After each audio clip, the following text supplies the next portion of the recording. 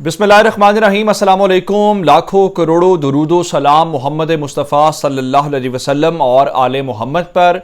मैं हूं उमर दराज गोंदल और आप मेरा फेसबुक और यूट्यूब चैनल देख रहे हैं। आज की सबसे बड़ी खबर क्या है?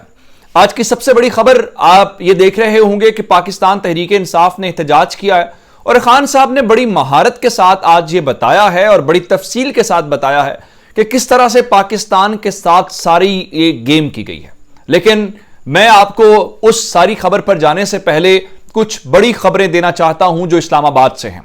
आप ये जानते हैं, खुर्रम दस्तगीर ने खुद एतराफ कर लिया है कि हमने ये जो हुकूमत गिराई ये बुनियादी तौर पे आर्मी चीफ की तैनाती और उसके अलावा अगले साल कुछ लोगों को जजेस के तौर पे अपॉइंट करके ओवरऑल इनकी लीडरशिप की गिरफ्तारियों और डिस्क्वालिफिकेशन से बचने के लिए हमने ये काम किया है। अब आर्मी चीफ की जो तैनाती है वो नवंबर के अंदर होनी है, लेकिन क्या उससे पहले अक्टूबर या उससे पहले इमरान खान जो हैं वो इलेक्शंस के ऊपर इस हुकूमत को मजबूर कर सकेंगे? मैं आपको एक और खबर अब देना चाहता हूं कि शायद मामलात एक और रुख इख्तियार कर गए हैं। इस वक्त पाकिस्तान के अंदर सबसे बड़ा मामला क्या है? बड़ा मामला यह है कि नए आर्मी चीफ कौन होंगे। अब इमरान खान ने कल के इंटरव्यू में एक बात कही थी जो आफ्ताब इकबाल के साथ था कि उन्होंने भी आर्मी चीफ का सोचा नहीं था और वो तो डीजी आईएसआई उस वक्त के जो फैज हमीद साहब थे उनके अलावा किसी को नहीं जानते थे। उसकी वजह यह थी कि जो डीजी आईएसआई होता है वो डायरेक्टली प्राइम मिनिस्टर को रिपोर्ट करता है और बाकी जर्नैलों के साथ उनका मेरा तो कोई इंटरेक्शन ही नहीं था, मेरा तो कोई उनके साथ इस किस्म का राब्ता ही नहीं था। अब असल मामला यह है कि ये जो मौजूदा हुकूमत है, लगता यह है कि हर चीज इनके गले पड़नी थी और ये आए किस लिए हैं? ये आए हैं इल्जामात लेने के लिए, ये आए हैं रुस्वा होने के लिए, ये आए हैं सारे के सारे तारीख के अंदर वो चीजें जो कहते थे हम करके दिखाएंगे वो इनसे नहीं हो रही। अब इस बारे में खबर मैं आपको बता देता हूं कि नए आर्मी चीफ के हवाले से चूंकि सबसे पहला भांडा फोड़ा है हुकूमत गिरने के हवाले से खुर्रम दस्तगीर के बाद की सूरत हाल। हामिद मीर ने कहा है कि असल मामला सिर्फ यहां तक नहीं है कि उन्होंने आर्मी चीफ की तैनाती और जजेस की अपॉइंटमेंट और डिस्क्वालिफिकेशन से बचने के लिए हुकूमत गिराई है। असल मामला यह है कि कहीं से पाकिस्तान पीपल्स पार्टी से राब्ता किया गया था, उनसे कहा गया था, ये जो अप्रैल का महीना गुजर गया यानी ये पिछले साल की बात है, और उनसे कहा गया था अप्रैल के अंदर इमरान खान नया आर्मी चीफ अपॉइंट करके इलेक्शंस के ऊपर चले जाएंगे और इमरान खान 2/3 मेजॉरिटी के साथ जीत के आएंगे और इस तरह से इमरान खान जो है वो पाकिस्तान के अंदर सदारती निजाम जो है वो नाफिज कर देंगे। इस सारी चीज के डर से पीपल्स पार्टी को कहा गया कि आप इस एक टेन्योर के अंदर इमरान खान को सपोर्ट करें, अगले टेन्योर के बारे में आपके बारे में सोचेंगे। अब हामिद मीर के इस मौकिफ के मुताबिक जो उन्होंने जियो न्यूज की स्क्रीन के ऊपर बैठ के दिया है शहजाद इकबाल के शो के अंदर, उनके मुताबिक उसके बाद पीपल्स पार्टी ने खुद से नून लीग से राब्ता किया, उनसे कहा कि अगर यह काम हो गया तो हम सब मारे जाएंगे। उसके बाद नवाज शरीफ ने गो हेड दिया कि हमारे पास इसके अलावा कोई ऑप्शंस नहीं है, इसलिए फौरी तौर पे इमरान खान का कोई इलाज किया जाए और इनकी हुकूमत गिराई जाए। अब वहां पे मोहम्मद मालिक जो है सीनियर सहाफी इस्लामाबाद के, उन्होंने मजीद बात की है और ऐसी बात की है जो खान साहब के सुरखरू होने और खान साहब की कामयाबी से मुतल्लिक है। अब आप कहेंगे किस तरह से?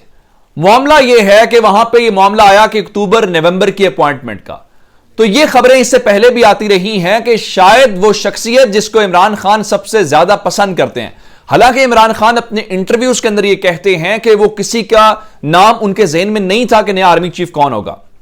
मोहम्मद मालिक के मुताबिक आप इस बात के ऊपर हैरान हो जाएंगे कि इमरान खान जिस शख्सियत को पसंद करते हैं या जो उनकी अंदर या जहन के अंदर या उनकी ख्वाहिश थी कि उसको आर्मी चीफ अपॉइंट करेंगे, नवंबर के अंदर वही शख्सियत आर्मी चीफ अपॉइंट होने जा रही है। उन्होंने उसके ऊपर मजीद बात करने से इनकार किया और उन्होंने कहा कि ये इस्लामाबाद के अंदर तमाम इस वक्त स्पेकुलेशंस हैं, इस्लामाबाद के अंदर तमाम चीजें तय हो चुकी हैं, तमाम बातें हो रही हैं कि वही शख्सियत जिनके बारे में बहुत सारे लोग खुडे लाइन लगाने की बातें करते हैं, बहुत सारे लोग कहते हैं जी ये कर दिया गया, मुमकिना इम्कान यही है कि इस हुकूमत से जिस काम के लिए इन्होंने हुकूमत गिराई है, अब हुकूमत में चूंकि आ गए हैं तो इस हुकूमत से ही वही काम करवाया जाएगा जो इमरान खान कहते थे या करना चाहता था इमरान खान। तो इसका मतलब यह होगा कि क्रिटिसाइज नहीं कर सकेंगे, ये इसके बाद कोई बात नहीं कर सकेंगे। जिस चीज को आपने जलसों के अंदर नाम लिया, जिस चीज को आपने मुतनाजा बनाया, अब आपके दस्तखत के साथ अगर वो शख्सियत हो गई तो फिर क्या करेंगे? अब उसका एक मिसाल क्या है? उनका आर्गुमेंट यह है कि खान साहब अब इंतजार कर रहे हैं, इस हुकूमत के ऊपर मुसलसल दबाव बढ़ाया जाएगा और शायद खान साहब अब इलेक्शंस के ऊपर इतना ज्यादा जोर ना दें। उसकी क्या वजह है कि ठीक है, आप जरा अभी अभी अभी जो है जून का महीना है, जुलाई अगस्त सितंबर 2-3 महीने स्टे करें, तब तक अनपॉपुलर फैसले भी करेंगे, आईएमएफ से डील भी ले लेंगे, इधर से पैसे वैसे भी आ जाएंगे, तो गंद सारा पड़ेगा इनके ऊपर, अवाम के पास गंदे होके जाएंगे, ये इलेक्शंस में जाएंगे तो भी बेड़ा गर्क होगा। तो इसका मतलब यह है कि बहुत सारे लोग तो कहते हैं कहीं ऐसा तो नहीं है कि खान साहब की हुकूमत को गिराया इसलिए गया कि खान साहब को पहले ज्यादा अक्सरियत के साथ, पहले से ज्यादा सीटों के साथ वापस लाया जाना है और उस प्लान के ऊपर काम शुरू हो गया। मोहम्मद मालिक और जियो न्यूज की स्क्रीन के ऊपर ये डिस्कशन मैंने आपके सामने रख दी है। बाकी अब जाहिर बात है चीजें और हालात तय करेंगे, ये हुकूमत क्या करती है और खान साहब की जेब में इस वक्त क्या कार्ड्स हैं। उधर खान साहब ने एक और बात जो आज की, खान साहब ने कहा कि ये सारा कुछ जब हो रहा था तो ये साजिश कामयाब वाले मामले के ऊपर उन्होंने बड़ी तफसील के साथ आज पाकिस्तान तहरीक इंसाफ ने कम से कम यह बता दिया है कि इस मुल्क के अंदर एक विफाकी जमात है, उस एक विफाकी जमात का नाम पाकिस्तान तहरीक इंसाफ है। अब आप कहेंगे किस तरह से?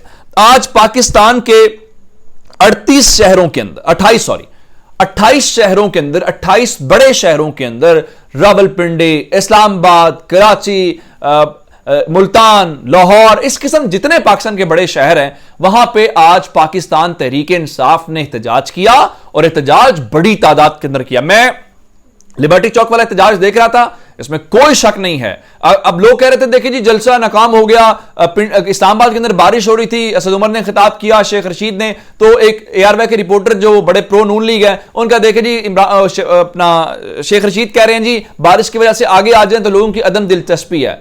अगर आज के एहतजाज के बाद आपको यह लगता है कि खान साहब अनपॉपुलर हैं, खान साहब गैर मकबूलियत की इंतहा को छू रहे हैं, तो इससे बेहतर तो फिर कोई चांस नहीं हो सकता। फिर तो इलेक्शन करवाओ, इमरान खान हार जाएगा और आप सुकून से घर बैठ जाएंगे। अच्छा, अब मैं बात ये कह रहा था कि 28 शहरों के अंदर उन्होंने लोग इकट्ठे करके ये बता दिया है कि इस मुल्क के अंदर सिर्फ एक जमात है जिसके पास सिर्फ और सिर्फ अक्सरियत है, और अक्सरियत का मतलब यह है कि वो कुछ भी कर सकते हैं। अब इस सारी सिनेरियो के अंदर आपको एक बात समझ आ रही होगी कि मरियम नवाज तो सर पकड़ के बैठ गई होंगी, क्योंकि उन्होंने तो प्लान किया था, वो तो उनके बारे में कहा जाता है कलेजा चबाना और इस किस्म के अल्फाज, मतलब वो इतने गुस्से वाली शख्सियत है। अब उनके मुतालिक वो तो गेम से आउट हो गए। अगर नवाज शरीफ और मरियम बीबी अभी गेम में नहीं आए तो फिर इसका मतलब तो ये है कि ये जो सारा सिनेरियो बन रहा है इसके अंदर वो तो अपना सारे का सारा कबाड़ा कर लिया। अब इस सारी सूरत हाल से हट के एक और जरा खबर आने वाले मामलात के अंदर, आइंदा माली साल के अंदर पाकिस्तान ने 2000 अरब रुपए का कर्ज लेना है। अब इसका मतलब क्या है कि जो मौजूदा हुकूमत है ये इल्जाम इसके सर जाएगा। और इनकी सिचुएशन ये है कि पंजाब असेंबली को इन्होंने लॉ मिनिस्ट्री पंजाब के अंडर किया है, लेकिन बात बन नहीं रही। 4 शोबों को इन्होंने ये कहा कि आप ऐवान इकबाल में रिपोर्ट करें। उन 4 शोबों ने इस सिलसिले में वहां पर रिपोर्ट करने से इनकार कर दिया। उनका जब स्पीकर और सेक्रेटरी असेंबली मौजूद हैं तो डिप्टी स्पीकर और कायम मकाम सेक्रेटरी असेंबली स्टाफ को नहीं बुला सकते, ना हम उनको रिपोर्ट कर सकते हैं, इसलिए हमें इस बारे में जरूरत नहीं है। उधर जनरल मुशर्रफ के जो अहले खाना है उन्होंने ये बताया जी उनसे कौमी क़यादत ने राब्ता किया है और उस पर वो शुक्रगुजार हैं, लेकिन परवेज़ मुशर्रफ साहब जो हैं उनका इलाज मुआलजा पाकिस्तान में दस्तयाब नहीं है। वो सबके तहे दिल से मशकूर हैं, पाकिस्तान उनका घर है, लेकिन फिलहाल वो इलाज मुआलजा बाहर करवाएंगे। ये मैं आपको पहले खबर दे चुका हूं, लेकिन चूंकि उनके ऑफिशियल खानदान की स्टेटमेंट आ गई है तो आपसे शेयर किया जाना बहुत जरूरी था। अपना बहुत सारा ख्याल रखिएगा। खुदा हाफिज।